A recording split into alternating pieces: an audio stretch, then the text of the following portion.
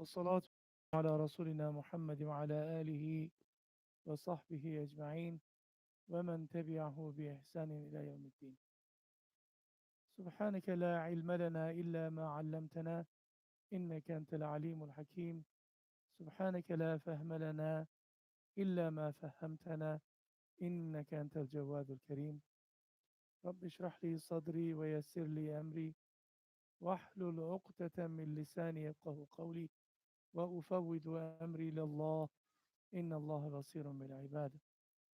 اللهم صل على سيدنا محمد وعلى آله وصحبه أجمعين ومن تبعه بإحسان إلى يوم الدين. اللهم إنا نسألك علما نافعا وقلبا خاشعا ولسانا ذاكرا وشاكرا وتوبة نصوحا. اللهم إنا نعوذ بك من علم لا ينفع وقلب لا يخشع ودعاء لا يسمع وعمل لا يرفع ونفس لا تشبع. رب زدني علما وفهما وألحقنا بالصالحين. يا حي يا قيوم يا ذا الجلال والإكرام برحمتك أستغيث. اللهم أصبحنا وأصبح الملك لله والعظمة والكبرياء والخلق والأمر والليل والنهار وما سكن فيهما لله تعالى وحده لا شريك له. اللهم أصبحنا على فطرة الإسلام وكلمة الإخلاص وعلى دين نبينا محمد عليه الصلاة والسلام وعلى ملة أبينا إبراهيم عليه الصلاة والسلام. اللهم اجعل أول يومنا هذا صلاحا وأوسطه فلاحا وآخره نجاحا برحمتك يا أرحم الراحمين. اللهم إنا نسألك خير هذا اليوم وخيره ما بعده ونعوذ بك من شر هذا اليوم وشره ما بعده. رب نعوذ بك من الكسل وسوء الكبر. رب نعوذ بك من عذاب في القبر وعذاب في النار. لا إله إلا أنت سبحانك إني كنت من الظالمين والحمد لله رب العالمين. لا حول ولا قوة إلا بالله العلي العظيم.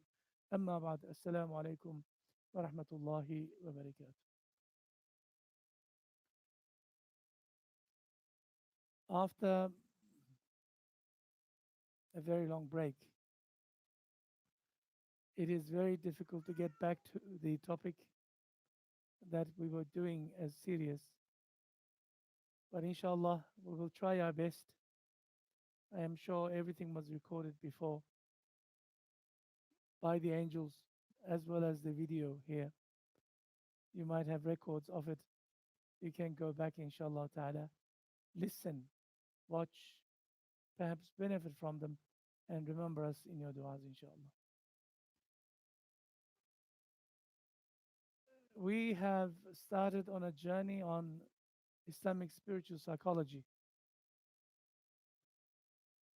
as some put it, and some say it is tasawwuf or ilmul ihsan, as in the Jibril hadith, وَمَا الْإِسْلَامِ وَمَا الْإِيمَانِ وَمَا الْإِحْسَانِ. One of the three pivotal components of Islam, to worship Allah subhanahu wa ta'ala as if you see Him. Although you don't see Allah subhanahu wa ta'ala, nonetheless, He sees you at all times. According to the Sharia, according to our deen, the sources of shar, evil in Islam, is basically three. Although it is put in this manner, 1, 2, 3, it is more appropriate to start with 3, then 1 and 2. Our greatest enemy is jahala, ignorance. We are not born with intrinsic knowledge, knowledge that is already there. We are born with no knowledge, just basic, like baby over there. Subhanallah, we love and kiss and cherish and take care of the baby, but it's a new slate.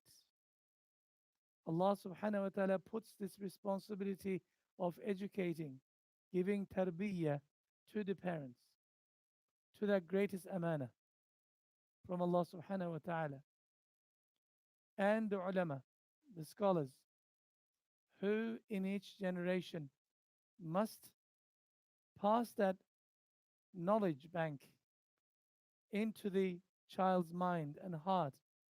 And hopefully, if that child has internalized those knowledge, beneficial knowledge, can understand these three enemies and can get rid of jahala, ignorance. To do this is fardu ain upon every Muslim. طلب العلم فريضة على كل مسلم ومسلمة, says our Nabi sallallahu alayhi wasallam. It is compulsory, obligatory, individually upon every soul, man and woman, to acquire this knowledge of Tawheed, this knowledge about Allah, this knowledge of who we are, what is the meaning of this life, where we're going, and what's going to happen in the hereafter. Akhirah, Risala, Tawheed. We need to learn and we need to pass this on to our next generation. And the greatest activity in the religion of Allah, greatest activity is to seek knowledge, practice knowledge, and pass it on to others. And the greatest rank in the sight of Allah subhanahu wa ta'ala after the Anbiya, after the prophets of Allah subhanahu wa ta'ala, are none other than ulama al-kiram. This is our deen, no way around. So once we begin to eradicate our jahala by firstly understanding Allah subhanahu wa ta'ala, by first understanding who we are as human beings, as it is attributed to Rasulullah sallallahu alaihi wasallam sometimes. Man arafa nafsahu faqad arafa rabbah. The one, he who knows his own soul, nafs al-ammara, knows Allah subhanahu wa ta'ala. Allah subhanahu wa ta'ala has endowed each and every one of us with ruh, and ruh has a negative aspect which is acquired in this world, not a separate entity, part of the ruh itself, but the ruh, the positive side, is dormant inside our hearts. But the nafsul ammara comes into being in this world as a baby. The only thing that the baby understands is food. Shahwatul batan, as we said. And when that baby reaches the age of puberty, develops automatically an interest in the opposite gender. Islam says for the purpose of propagation of our species.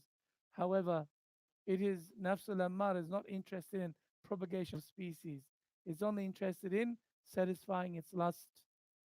Then after a certain period, as the age requires, after education, university, and once they get a job, they want to accumulate wealth.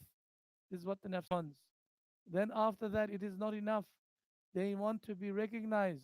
Nafsul ammara wants to be recognized. Yes, hubbu jah, as it is called. We went through, and that is not enough. Still, hubbu riyasa, wanting to be worshipped, wanting to be the head, wanting to control everything. This is the journey. Only Islam teaches this. Only ilm tasawwuf teaches this. Only ilm ihsan teaches this.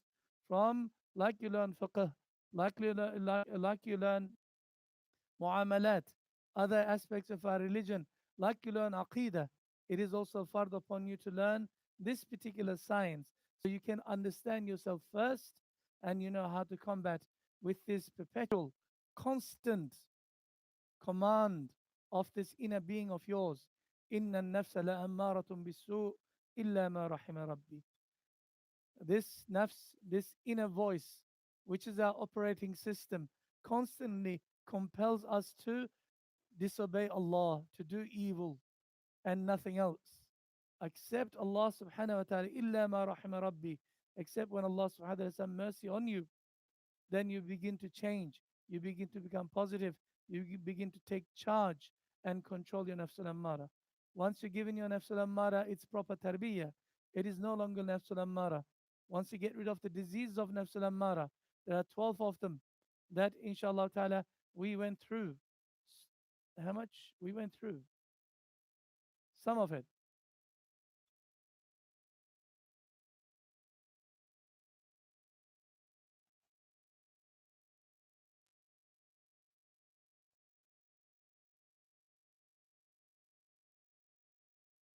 Yes, we went through the unique traits of nafsul ammara.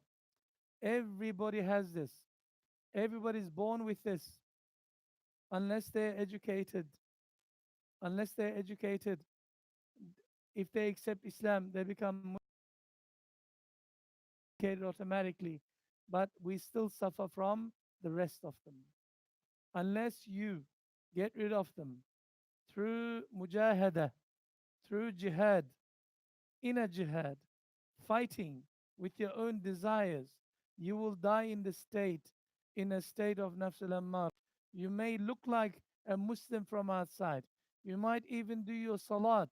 You might even give your zakat. You might even fast in the month of Ramadan. You might even go to Hajj 20 times. You will never come out of this state, these traits, without mujahada, without real struggle, without real fight. And once you master, they never die, by the way. They never go away. They are part of your DNA, spiritual DNA. And we can only control them. You can only subdue them. You can only tame them. A lion is a lion. No matter how many years it's been working in the circus, how many loops it passes over after training. When it gets the first chance, it'll kill its trainer. This is Nafsul Ammara. Never, never changes its nature. It can be, it can be tamed, it can be changed. We went through all of these until Bukhul. We finished Bukhul last time. And nafs is always in a state of ghafla, deliberate, ghafil, deliberate, not just forgetfulness. It wants to forget Allah. It wants to disobey. It only wants to concentrate on himself or herself. Nafs is, by the way, female in Islamic psychology. Ruh is male, female is the nafs. Constantly she wants attention. Constantly she wants satisfaction. Constantly she wants everything. Has no regard for halal or haram. Has no regard for anything. If it's not tamed, it becomes the biggest monster in the universe. If it's tamed, it can become a human being. It has to go through, after getting rid of these 12 attributes, it goes to the next despicable. What is that level? Can anybody remember? Nafsul lawama. The nafs of a Muslim who has all of these and he feels guilt when he sins. That's the trait that you're in nafsul lawama. A kafir's nafs never believes in sin or halal or haram in the first place, so it does anything and everything, and whatever it can get away with the people who has the same attributes around, they call it politics. Yeah, and they fight and they fight and they try to control, or if they cannot do anything, they subdue and submit to the person around who is more powerful than himself or herself. But when the time and the chance comes along, always again tries to go back to the factory settings. Ghafla is when a person doesn't know the purpose for which he was created. Bismillah wa ma khalaqtul jinna wal insa illa liya'budun. This is our story. This is our state mission. This is our self mission as human beings. Jahala is regarded as one of the unique attributes of Nafs al-Ammara and one of the main sources of evil in Islam, as we looked at in the previous slide. And Nafs al-Ammara, one of the unique traits is because it has no regard for any haram or halal or any authority, wants to enjoy itself, those evil habits, when they become part and parcel, because it works on the operational level of habits. So habitually sins. A person is 60 years, 65 years, one leg is in the grave already, he still gambles, still chases women, still drinks, still cheats, still lies, because that's how it is. Nafs does not have any regard for anything. And one of the other unique attributes of nafs is kibr that we have spoken about. Nafs has greed, hirs, and nafs has bukhul, absolutely stingy, doesn't want to share anything with anybody. Yes. Now, one of the other unique attributes of nafs al-ammara is ghadab.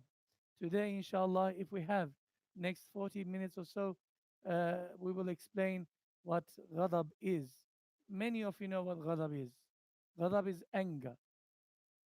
Anger.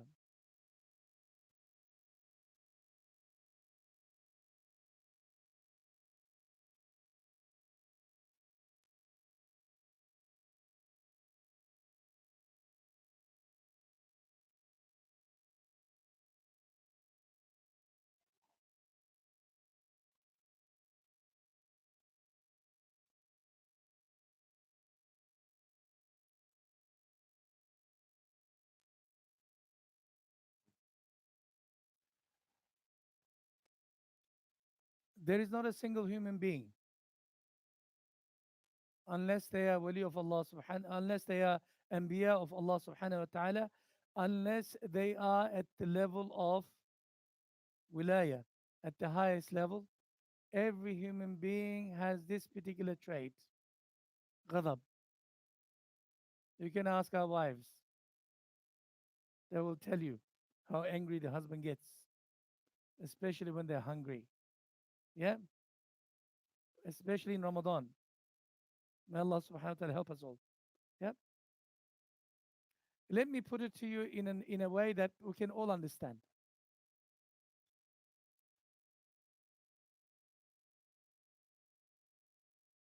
We as human beings, because we carry a ruh, يسألونك عن الروح.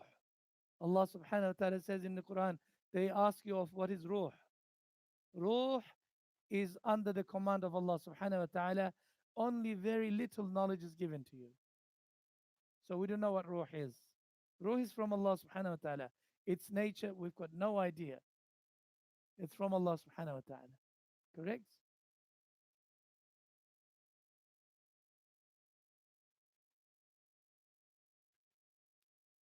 And we said the negative aspect of the ruh is, which is acquired here, is nafs. Intelligent being, very smart. Our operator, our rider. This is just an avatar. This is just a shell. The real rider, me, is the one who's listening to me. You. It's only biological flesh, has no intelligence. Only when that invisible being is put into our mother's womb after the 120th day, the ruh is blown into our bodies, we become a human being. Yes? And in our lifetimes, we make decisions. Irada, willpower is given to us. That's how Allah subhanahu wa ta'ala tests us. We are not angels. Angels do not have any irada. They don't decide. They only follow commands. They never question. But us, we have this ability to question anything and everything. Part of the process of reasoning of ruh. Now, in life, we decide, not always based on logic. Actually, less than 1% of all our decisions in life are logical. The rest is all emotional. Emotion comes from the nerves, yeah, from the heart. We decide. Not everything that we decide is good. Not everything that we decide is logical. Not everything that we decide is sound. Actually, when it's sound and good, your intention, you get hasana for it, reward for it, if nothing happens. Yes? You wanted to go to help somebody, and that person is, mashallah, recovered. It doesn't need your help anymore, either financially or whatever it was. Then, for that intention that you made in your heart, you get hasanat for nadin. Innama al-a'malu bin niyat. Now, even if he has iman, He decides something in his heart. What is in his heart? He wants to go and do something. He wants to achieve something. He has already planned it out in his mind, in his heart. Plan in the heart or head is not good enough. You need to execute this. When you go into this intentional state to the action state, what happens? You need other human beings to work with, other things to work. What do you call? It's a cooperation.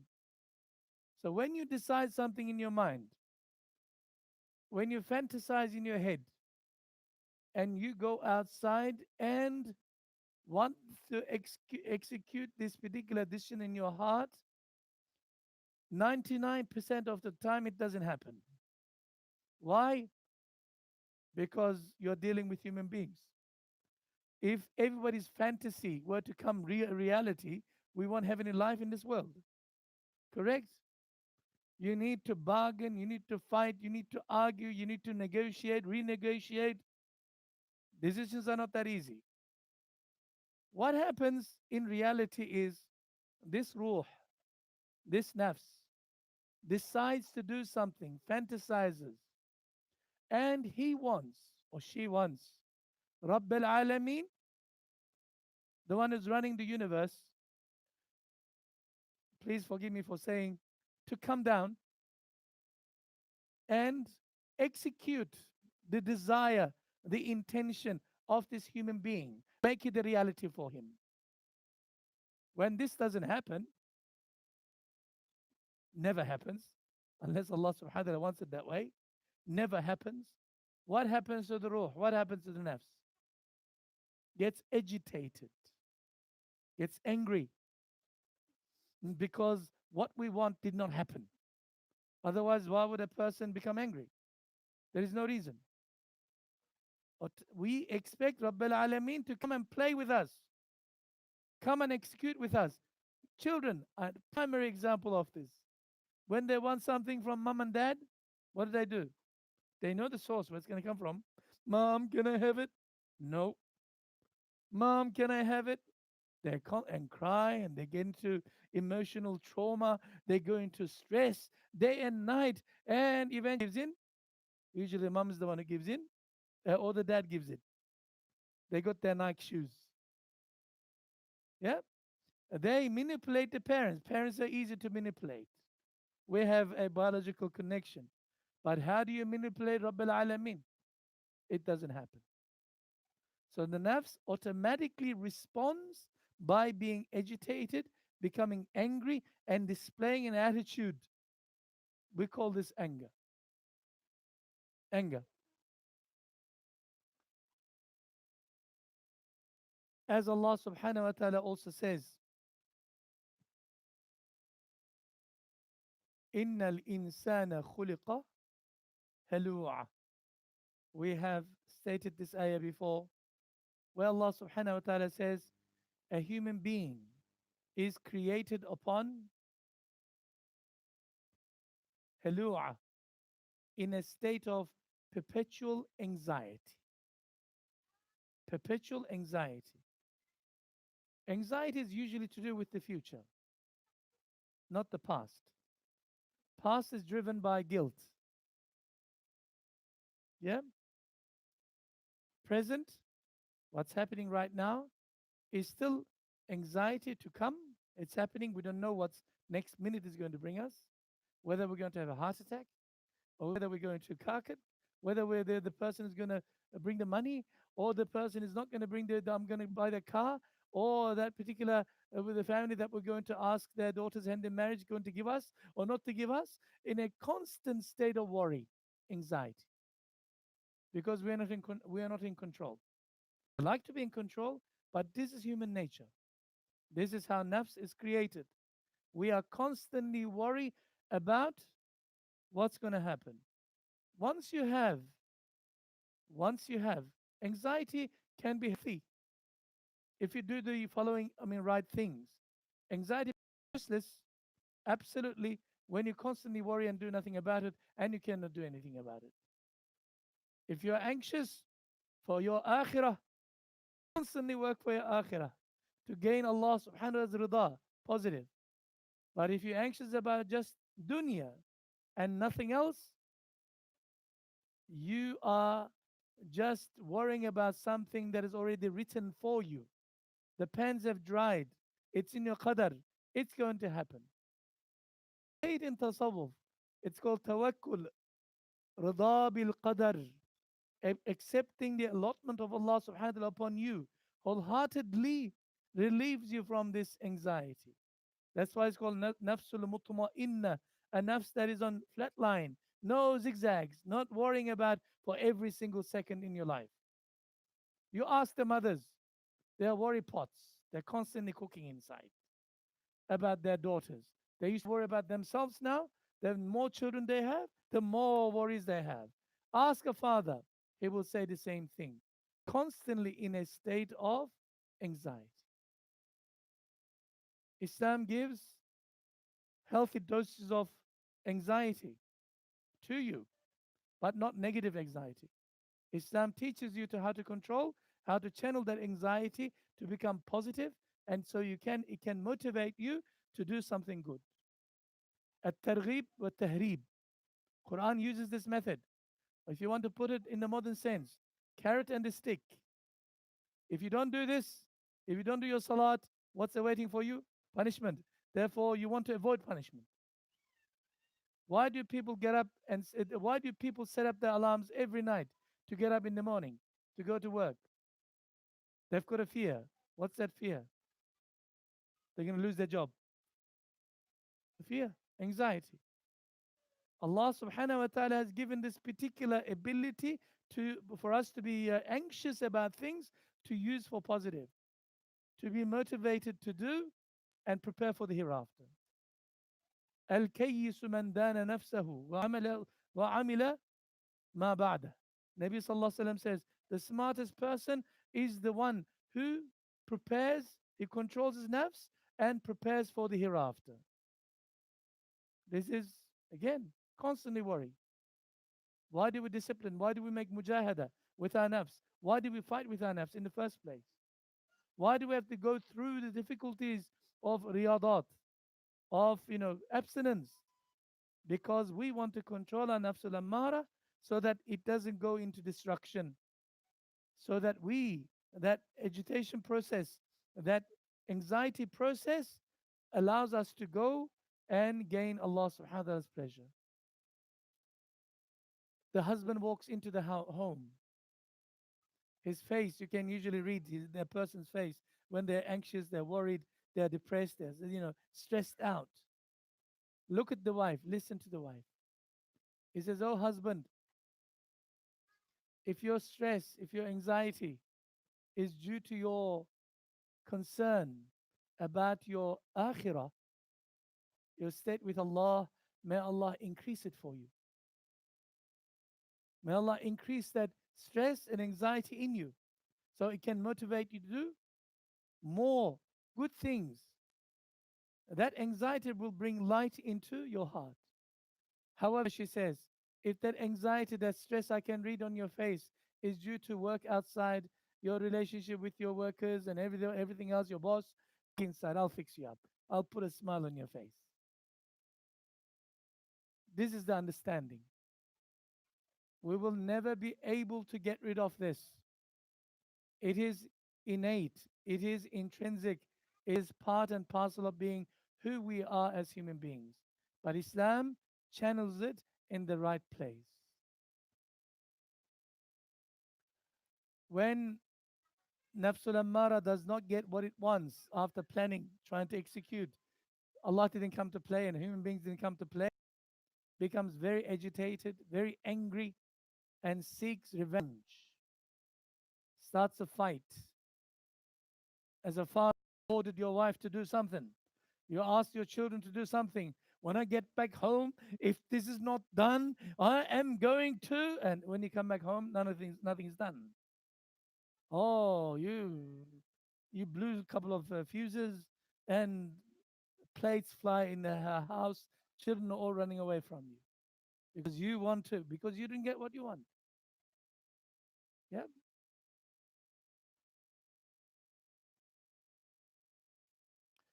Nafsul ammara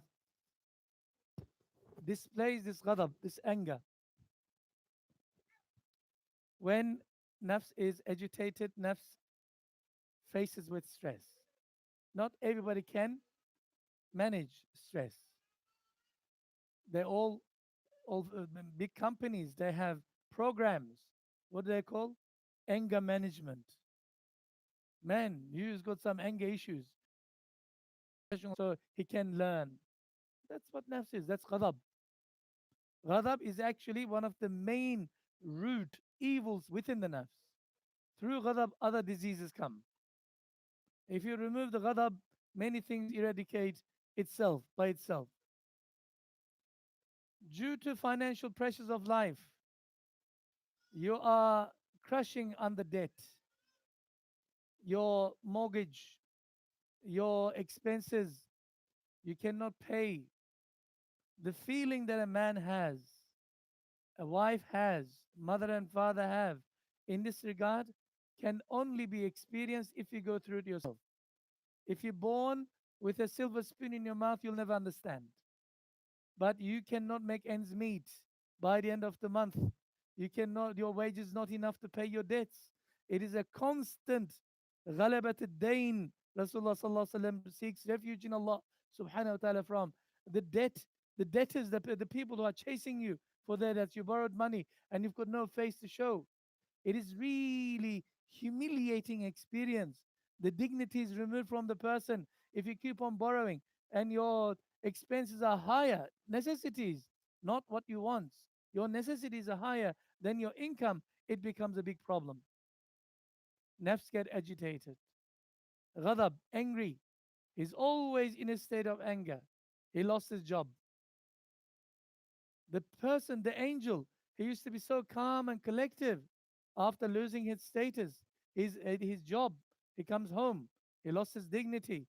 His wife doesn't look at him with respect anymore. Or he thinks this way that he lost control. Therefore, he gets agitated, always in a state of anger.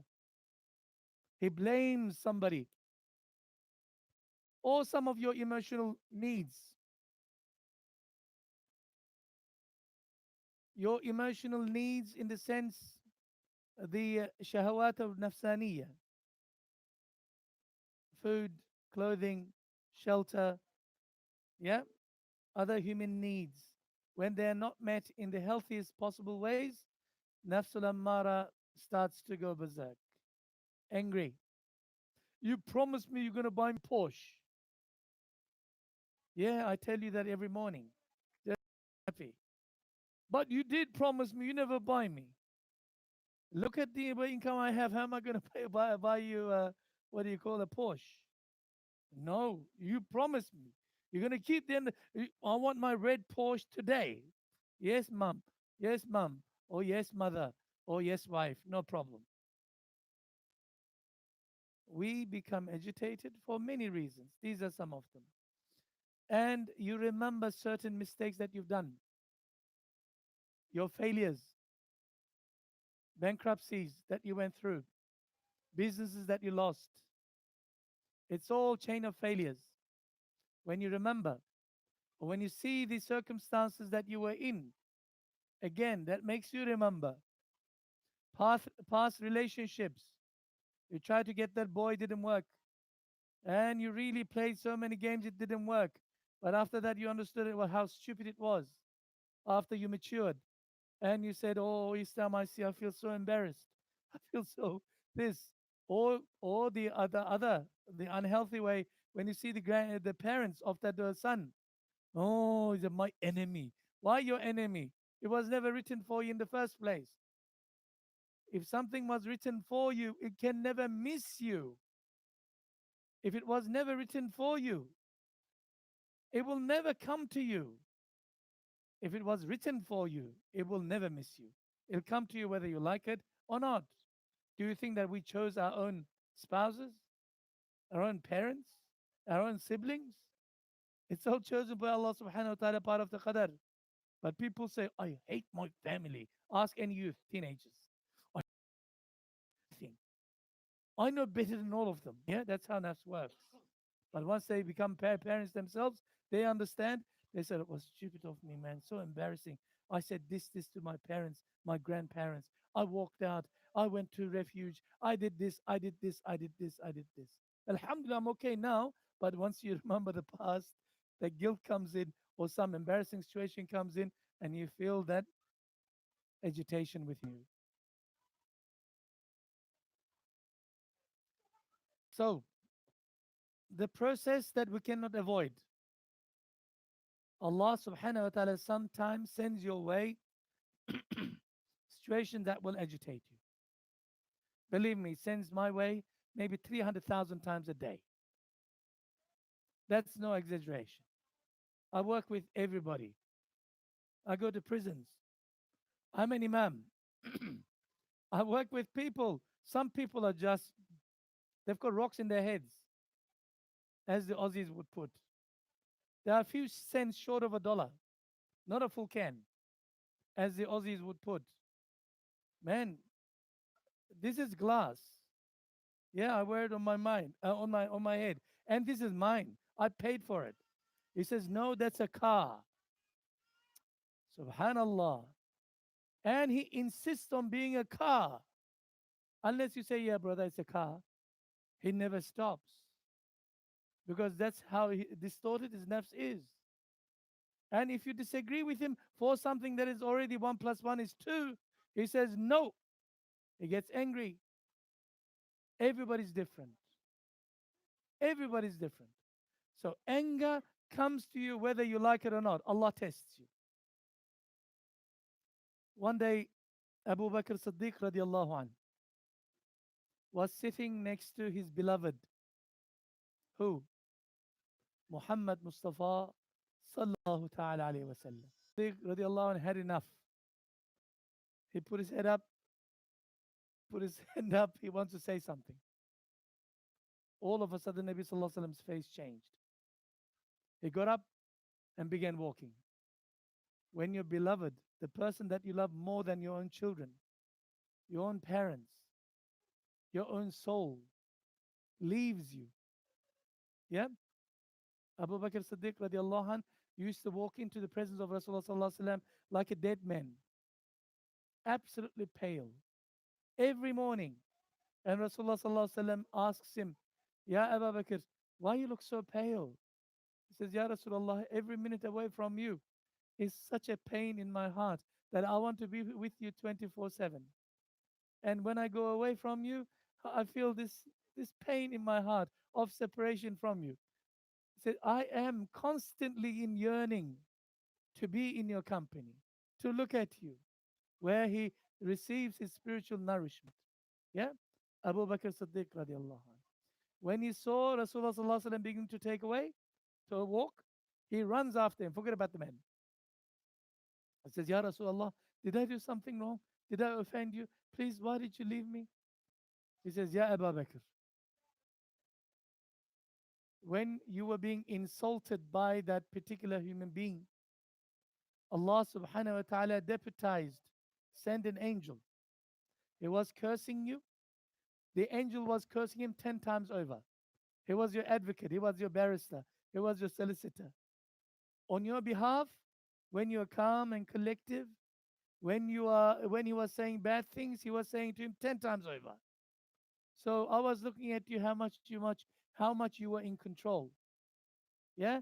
Angel, they're making dua for you and cursing the man. The moment that your heart begin to respond, because you are becoming angry, and you want to put your hand up and respond to this man, angel disappeared. Shaitan came. And Shaitan began to say, let's start. He says, I can't be in the same place, in the same situation as Shaitan is, therefore. So when we are angry, is when Shaitan alayhi la'na has the easiest access to us. When do the viruses get into your system on your computer? When you don't have McAfee, well, what is that one? The virus protection. If you don't have it, you are open for, you're vulnerable. When you are angry, when you become agitated, when your nafs doesn't get what he wants, Shaitan alayhi la'na immediately comes in. He says, Ameen. All right, boys, let's do it. What do we do? He begins to put more fuel to the fire, makes you remember things of the past with this person. You begin to say words that you would never say to his face under normal circumstances or to your wife. Once the word begin to come out, of course she begins to respond. When you call your husband Jahash, in Arabic means donkey, yeah? What is he going to call you? Is he going to say, yes, wife, I am Jahash, I am donkey? No. Man with the pride, of course. He will call you something else, even worse. Tit for tat turns into a big war. And once you cool down, once you calm down, you feel sorry, terrible. How disgusting those words were. How did I say it? Yeah? It happens to us all the time. We feel remorse. We go and say, sorry. Too late if they're still angry with you. After 3 days, you go and say, I'm sorry. It was my mistake. Yeah? Shaitan alayhi la'na, when he gets in, he begins to put fuel to the fire, makes you more angry and agitated. Allah subhanahu wa ta'ala advises us in the Quran. Bismillah ar-Rahman ar-Rahim. وَإِمَّا يَنزَغَنَّكَ مِنَ الشَّيْطَانِ نَزْغٌ فَاسْتَعِذْ بِاللَّهِ إِنَّهُ سَمِيعٌ عَلِيمٌ إِنَّ الَّذِينَ اتَّقَوْا إِذَا مَسَّهُمُ الطَّائِفَةٌ مِنَ الشَّيْطَانِ تذكروا فإذا هم مبصرون. If a waswasa, a suggestion from shaitan comes and bothers you in your mind, immediately say, أعوذ بالله من الشيطان الرجيم. When you say this, shaitan runs away. You put the defenses up. But if you say, man, this shaitan, I hate him so much. This shaitan is so cunning. You know what shaitan does? He says, yes, I am. Hey, go ahead. Of course I am. I am clever and cunning. What are you are swearing at in English language, Indonesian, you swear to shaitan. Shaitan says, go ahead. I like it so much. But the moment that you say, A'udhu billahi minash shaitan rajim, what happens? Shaitan runs away from you. How long? Depending on your agitation level. After 30 seconds, he might come back to you. Yeah? You can never get rid of shaitan. That's not the reality. We all have one, except the children in this room. As soon as you reach the age of puberty, Allah subhanahu wa ta'ala appoints one qareen from the jinn kind, one of the progeny, children of shaitan. He does not eat, he does not sleep, he does not do anything except to deviate you, constantly give you suggestions in your mind. Waswasa, whispering, whispering, constantly gives you, never stops, because he's got one objective, one goal, one project, only one, nothing else. What is it? As Allah subhanahu wa ta'ala says in the Quran, Bismillah ar-Rahman ar-Rahim, Inna shaytana lakum adu, fattakhidhuhu aduwa. Shaitan is your sworn enemy.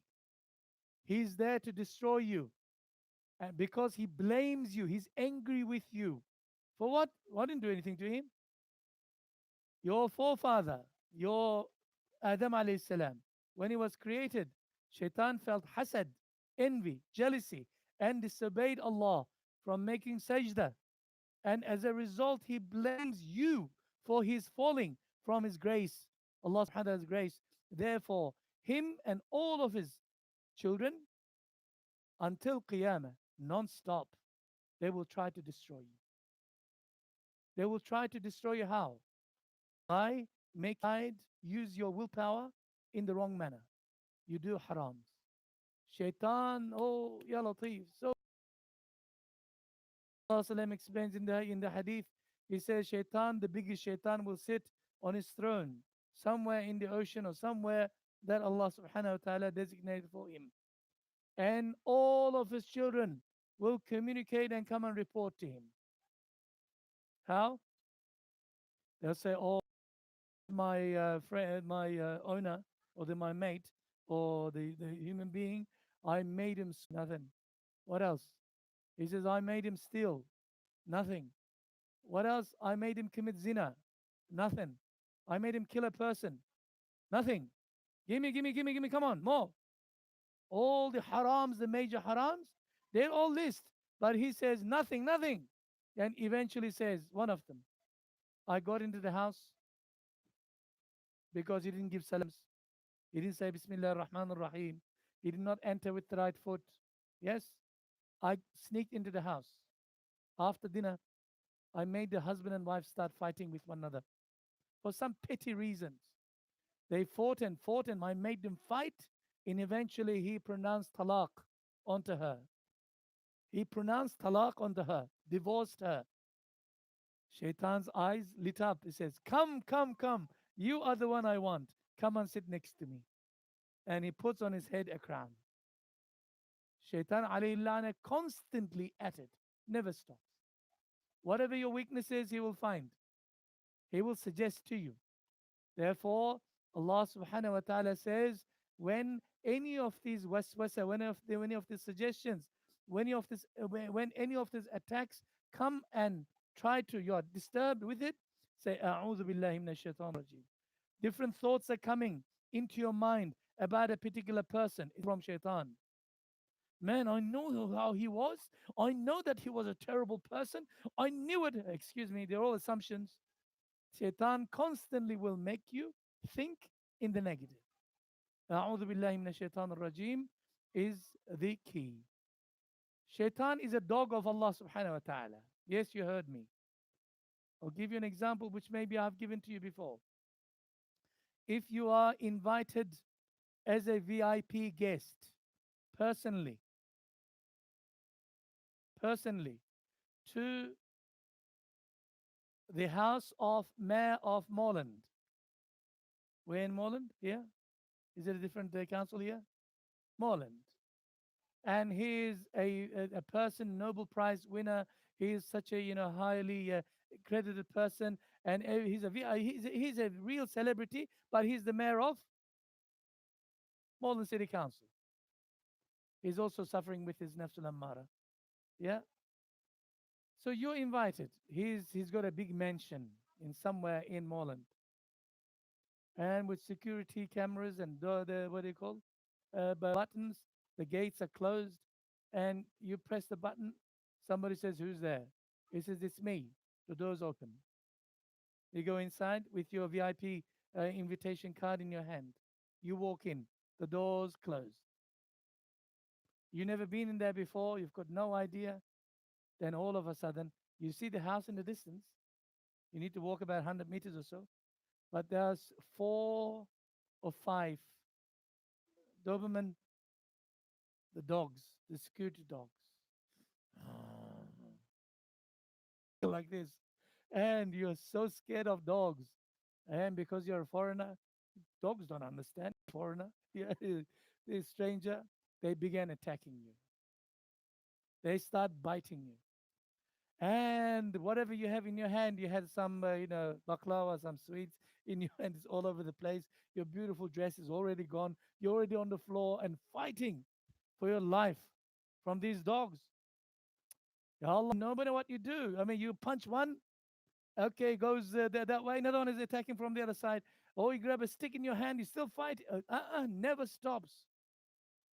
30 minutes, 20 minutes if you're not dead by then. Yeah? The owner of the mansion, the mayor, is getting worried. He says, where is he?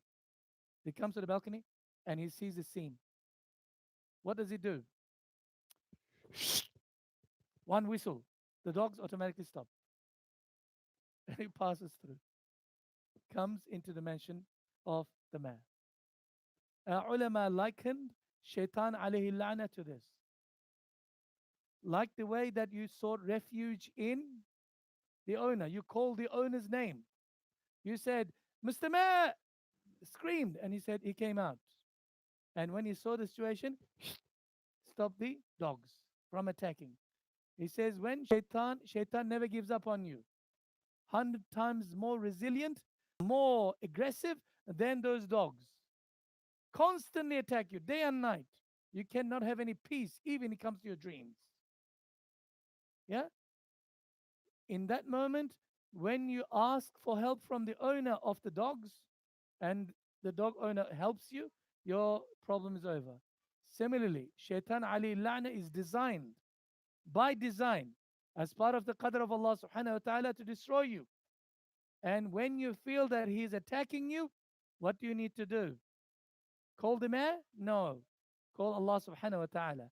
And how do we do this? أعوذ بالله من الشيطان الرجيم. Okay?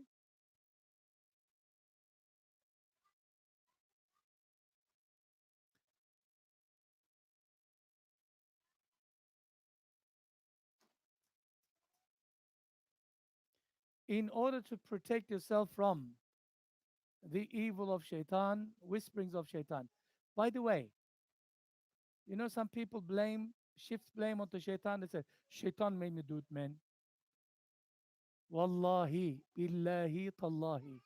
I swear by Allah subhanahu wa ta'ala, shaitan has no power to do anything physical to you or make you do things. He cannot do anything. He can only suggest the culprit inside, your nafs al-ammara. He also doesn't want to obey Allah. When they get together and takes advice from shaitan alayhi la'na, what happens? You listen to shaitan. Shaitan is going to give a khutbah. It says in the Quran, in Jahannam. Rasulullah sallallahu alaihi wasallam is going to give a khutbah in Jannah, and shaitan is going to give a khutbah in Jahannam. Because everybody who fell in Jahannam are going to blame who? Shaitan. You're the one who make us do it. You're the one who get him, like the prisoners.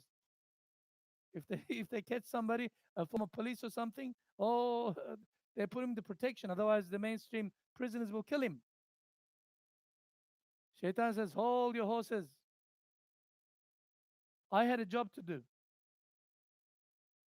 and I played my part. I only suggested to you. It's your own foolish mind, stupidity, that you followed my suggestions. I could never do anything to you. I cannot even lift an atom. I cannot do anything. I was invisible, man. How am I supposed to, attack you? How am I supposed to do physical things to you? Impossible. It is you, your own self, your own nafs al-ammara, that followed me like a sheep, foolish, became my stooge. I had control over your own mind. I only suggested and you fell for it all the time. That's how shaitan alayhi lana works. But if you were to shield your heart through dhikrullah, through prayers, ibadah, properly, increasing your shukr to Allah subhanahu wa ta'ala, in other words, you don't get angry with the qadr of Allah subhanahu wa ta'ala, you're grateful.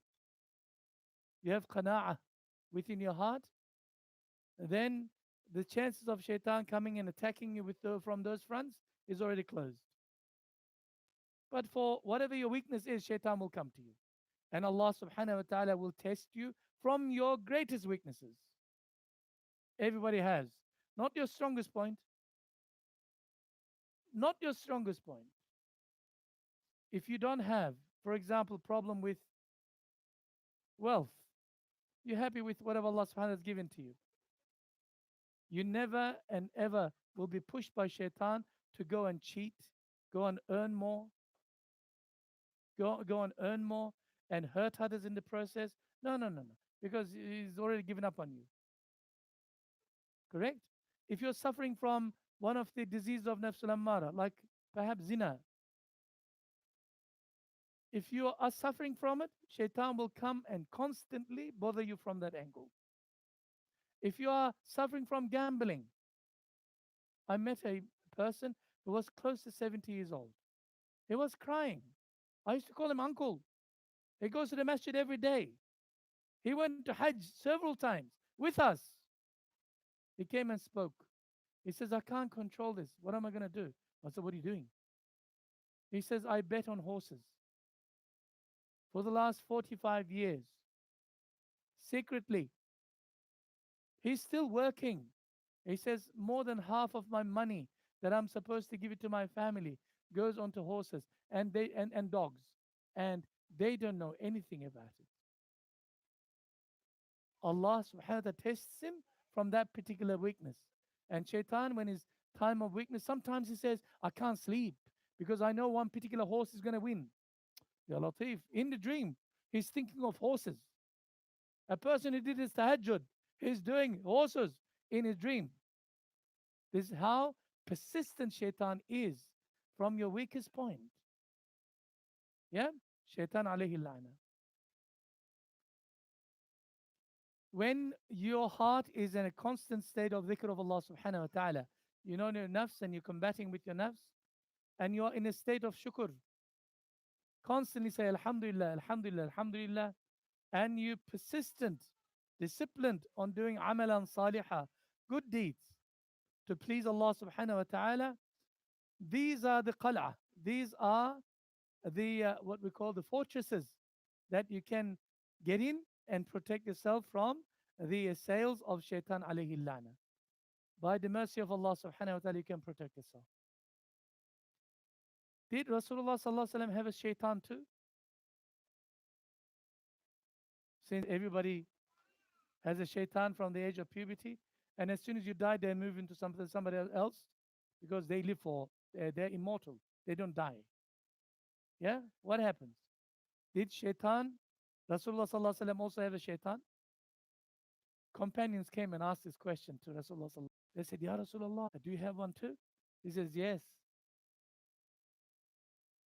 You have shaitan? Shaitan by nature, by design, is constantly hates you and try to destroy you. What does he do to you? You're perfect. He says, he has submitted to me. Ulama in the following manner.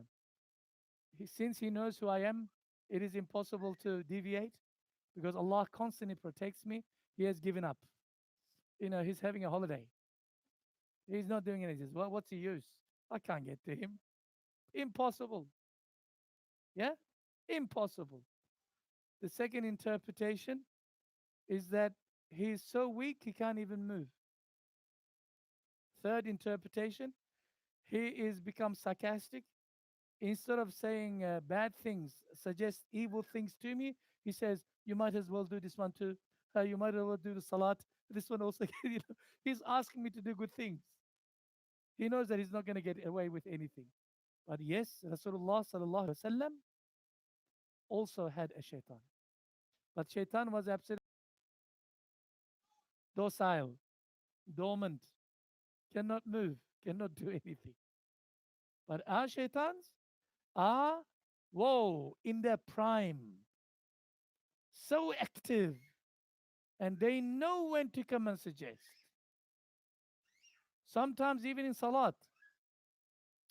Ya Allah, I want to do my dhuhr. I want to, Allahu Akbar. I'm going, yes. 10 seconds after, what's for dinner? What dinner, man? I'm doing my dhuhr. Yeah, man, but are you going to go out or not? Ya Allah, what do you want on the menu? Oh, you sure? No, no, no. Call mom immediately after salat and make sure, call wife after immediately salat that she cooks that for you. I am concentrating, just more concentrate, it comes to you again. Did you pay that bill? Are you going to get your car serviced? When are you going to have salat? You are living outside, as if you are living outside. Your body's in salat, but your mind is. If you don't resist on this one, and he will play games with you. Nabi sallallahu alaihi wasallam says, make yourself what? Close to each other. Shaitan and shaitan's children go around in those little gaps. They'll come to you. When adhan is being called, shaitan runs away. He hates adhan. Like, A'udhu billahi minash shaitanir rajim. But once adhan is finished, Rasulullah sallallahu alaihi wasallam says, When once adhan starts, he closes his ears like this while he's fetulating his, what do you call, passing wind, making noise, and runs away like an animal. But as soon as adhan is finished, he comes up, he comes back into the jama'ah again to put waswasa into your minds. If he's not capable of doing this, if there are children in the jama'ah, in the house, he'll make sure that the child cries. Ah! Oh, Allahu Akbar, I'm doing my salat, and your heart is agitated. Oh, my baby, my baby, my baby. The baby, as soon as you give salams, they smile at you. In salat, they will come. If he cannot disturb your heart, because your heart is with Allah, he will try to disturb the child, so the child can make noises, cries, and the heart of the mother and father becomes agitated. Very predictable, shaitan alayhi la'ana. Absolutely predictable. Inshallah, we will talk about shaitan in a different topic altogether, but I'm just giving you. He is the most predictable being, but he's very good at what he does. A'udhu billahi minash shaitanir rajim. My Shaykh, I'm going to stop here. My Shaykh, rahmatullah alayh, one of the greatest wali of Allah subhanahu wa ta'ala, inshallah. He was a professor of Islamic studies. He was a Shaykh of Tariqah, had millions of students. I heard from one of his relatives. He says when he was a child, like Abdul Rahman's age, yeah, he used to climb on the tree in the garden, whistle for 10 seconds, stop for 10 seconds, whistle for 10 seconds, and stop for 10 seconds. Mother came and says, yeah, yeah, Asad, what are you doing? He says, I'm playing, I am making shaitan tired. How? I whistle, shaitan comes to me. Because they say whistling is from shaitan. When you whistle, just your heart is empty, you're in a state of ghafla, shaitan comes to you. As soon as he comes closer, I say, A'udhu billahi minash shaitanir rajim, he runs away. He says, when I start whistling, he comes back to me again. He says, all 1 hour, I make him tired. The child's mind. Yeah. Can you imagine what will happen when you say, A'udhu billahi minash shaitanir rajim, sincerely from your heart? If it's still not gone away, that feeling that you have, it's actually from your nafs. It's a kid inside. It doesn't want to listen to anybody. Shaitan is gone, but kid inside, your nafs al-ammara, your greatest enemy is within yourself, your own self. وآخر دعوانا إن الحمد لله رب العالمين سبحانك اللهم وبحمدك نشهد أن لا إله إلا أنت وحدك لا شريك لك نستغفرك ونتوب إليك بسم الله الرحمن الرحيم والعصر إن الإنسان في خسر إلا الذين آمنوا وعملوا الصالحات وتواصوا بالحق وتواصوا بالصبر صدق الله العظيم. تفضل. Any questions? Thanks very much, Sheikh Kurkcu, for the lecture. Due to the time, unfortunately, 10:30 there's gonna be another session, I think, for Kid Tahsin. So we have to stop here. Oh, Inshallah. please forgive me. I've taken too much of your time. Yeah, inshallah. Okay, we wrap up with the. Was Shaitan disturbing you and saying, "Come on, man, tell him two more minutes. It's already over. We have another program. Come on, tell him, tell him." Was he working on you? Yeah. Okay. We close with kafaratul majlis. Inshallah. Subhanakallahumma wa Allahumma bihamdika nashhadu an la ilaha illa anta nastaghfiruka wa natubu ilaik. Wa billahi taufiq wal hidayah. Assalamu alaikum wa rahmatullahi wa barakatuh.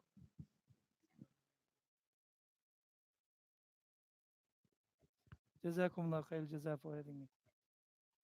بسم الله الرحمن الرحيم. السلام عليكم.